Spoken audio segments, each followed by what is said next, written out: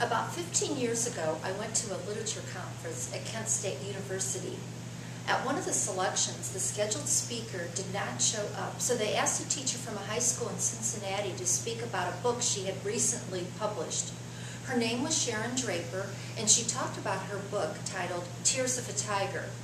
She encouraged her students to peer edit and passed around her writings as well to the class. They challenged her to enter a literacy contest. She did and won $5,000 for her short story, One Small Torch, that ended up to be her first chapter in Forged by Fire.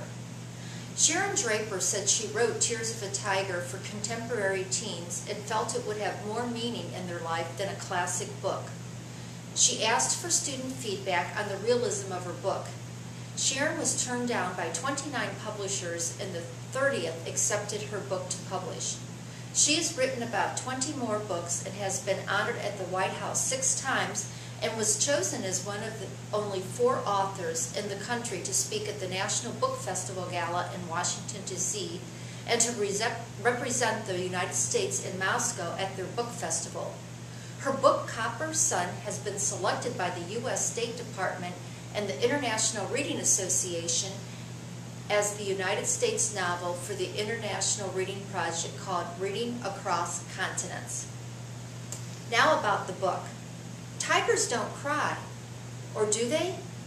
After the death of his longtime friend and fellow Hazelwood tiger, Andy, the driver of the car, blames himself and cannot get past his guilt and pain.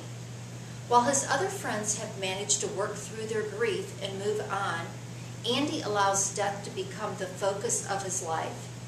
In the months that follow the accident, the lives of Andy and his friends are traced through a series of letters, articles, homework assignments, and dialogues, and it becomes clear that tigers do indeed cry. For a great read, try Tears of a Tiger by Sharon Draper.